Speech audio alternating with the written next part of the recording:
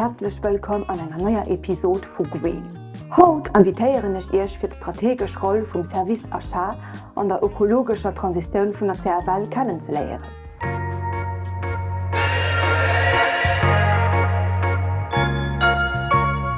Moin Peter. Moin, Anna. Vielmals merci, dass du als Herr empfängst. Ja, gern. Peter, du bist an der Spitze vom Service Achat. Kannst du uns erklären, für was das Departement strategisch so wichtig ist an der nachhaltigen Entwicklung von der CRL? Ja, Service Achat spielt eine essentielle Rolle an der Entwicklung von den Politikinteressen bei der CRL. Wir negozieren als Kontrakte als Service Achat und legen dabei großen Wert auf die Sicherheit, Qualität, Preis, aber auch auf den Impact environnemental und sozial von den Produkten, Servicen und Travaux, die wir erkaufen.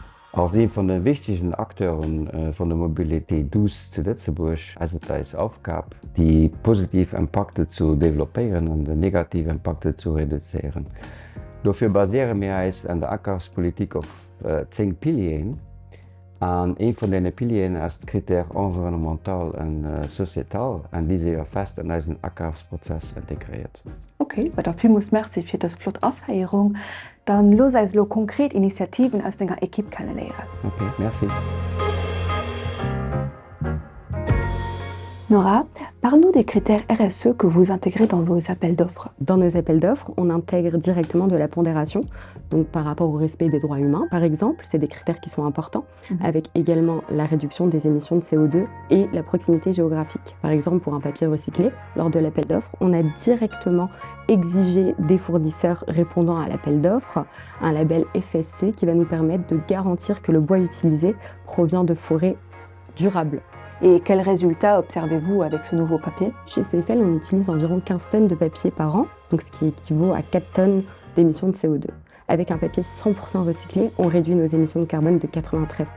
Donc ça, c'est en collaboration avec les services et on voit quand même qu'on a un impact direct sur l'environnement. Merci beaucoup pour toutes ces explications. Je vais maintenant retrouver Bob qui m'attend sur un chantier. Bonne journée!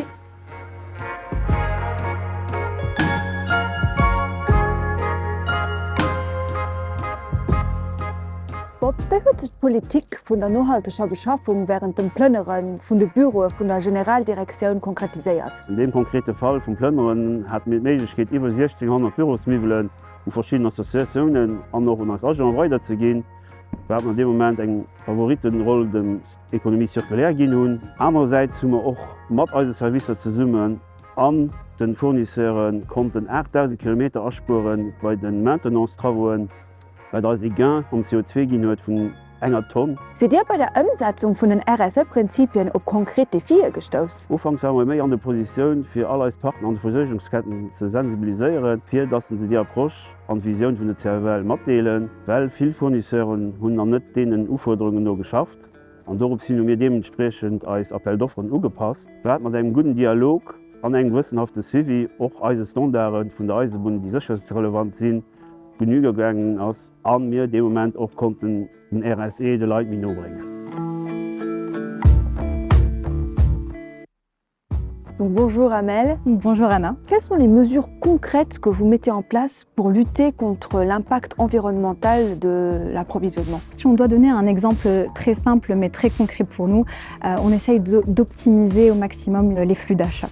Si on prend l'exemple des petits matériaux, donc que ce soit boulonnerie, outillage, les petites piles, il faut savoir qu'en 2023, on a réussi à faire une grande réduction sur tout ce qui est kilométrage. On est passé de 26 000 km à 14 000, ce qui est très conséquent, notamment quand on parle de réduction d'émissions de CO2. Donc, tu as parlé de la protection des collaborateurs, notamment via les EPI ou la gestion des EPI. Est-ce que tu peux nous en dire plus, s'il te plaît? On a fait un gros travail depuis 2024 là-dessus, notamment sur la sensibilisation des différentes équipes. C'était important de les initier et de leur apporter des connaissances sur l'achat utile afin d'éviter au maximum les gaspillages. Et puis si on prend un deuxième point, on travaille avec les polos Fairtrade. Les polos Fairtrade nous permettent de garantir une production beaucoup plus respectueuse de l'environnement et plus équitable. Et puis enfin, on essaye réellement d'avoir une réflexion très importante sur la fin de vie du produit.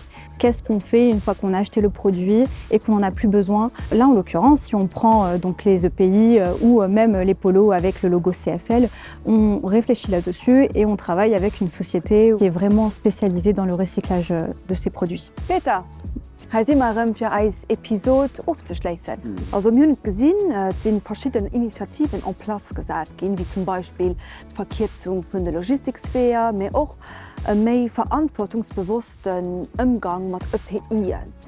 Was sind da die nächsten Schritte? Ja, wir werden zusammen mit Service Métier als Fournisseuren nachhaltig auf den Achat durable sensibilisieren und mehr durable Lösungen sichern.